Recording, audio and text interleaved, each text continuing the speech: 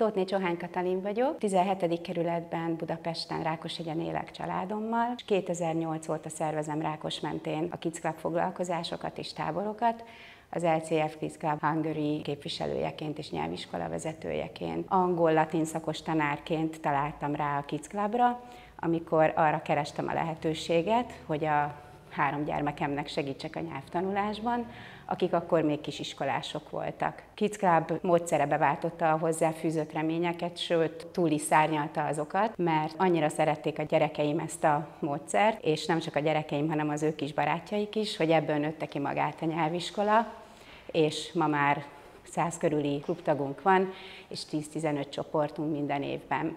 Nyelviskola vezetőként, baby klubtól, azaz az egész pici gyerekektől, a felső tagozatos korosztályig minden csoportot tanítok, és nagy öröm számomra, hogy látom, hogy a gyerekek hogyan fejlődnek, mennyire szeretik a nyelvtanulást, és milyen érdeklődőek. Szokták tőlem kérdezni, hogy mikor érdemes elkezdeni nyelvet tanulni, nyelvet tanítani a gyerekeknek. Azt szoktam mondani, hogy bármikor, de minél előbb, annál jobb.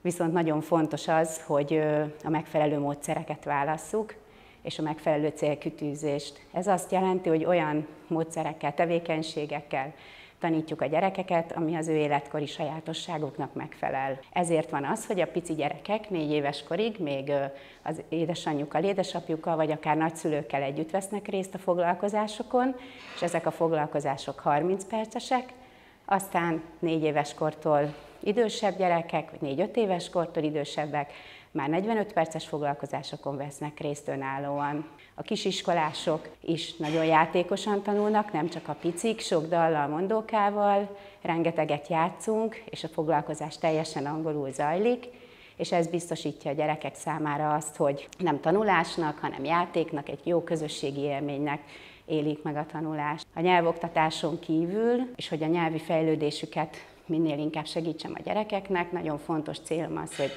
közösséget építsünk, és a társas kapcsolatokat is építsem és erősítsem a gyerekek életében, és ezért szervezek táborokat, illetve különböző rendezvényeket számukra, amiket nagyon szeretnek. Ezen a célon kívül van még egy másik cél is, az, hogy az angol nyelvhez kötődő kultúrát, országok kultúráját, népek kultúráját is megismerjék a gyerekek, és nyitottak legyenek a világra, illetve más kultúrák iránt érdeklődőek legyenek. Ezért a rendezvényeket és sokszor a táborokat is olyan tematikával szervezem, hogy ezekkel találkozhassanak. Ilyen rendezvények például a Thanksgiving Day, a Szent Patrick Day, vagy az indián tábor, vagy a világkörüli utazástáborunk, amiket nagyon szeretnek a gyerekek. A táborokban nagyon fontos, hogy korosztályonként szervezem a táborokat, tematikusan, és az a tematikus tábor ez azt jelenti, hogy mindig van valamilyen különleges téma, ami megadja a keretét a vidám angolozásnak, illetve egy különleges hangulatot kölcsönöz a táboroknak, és ezért a gyerekeknek ez az 5 nap nem csak intenzív nyelvtanulás, hanem egy hatalmas élmény is. Ahhoz, hogy megismerjék a módszert, ahhoz ajánlom a honlapot, nagyon sok információt lehet találni, és a tanfolyamokról is, az anyagainkról is, de ahhoz, hogy a Kids Club élményt átéljük, és a Kids Club érzést, ahhoz szeretettel ajánlom, hogy egy próbafoglalkozáson vegyenek részt, és sok szeretettel várom a gyerekeket a Kids Club táborokba, tanfolyamokra és a klubokba.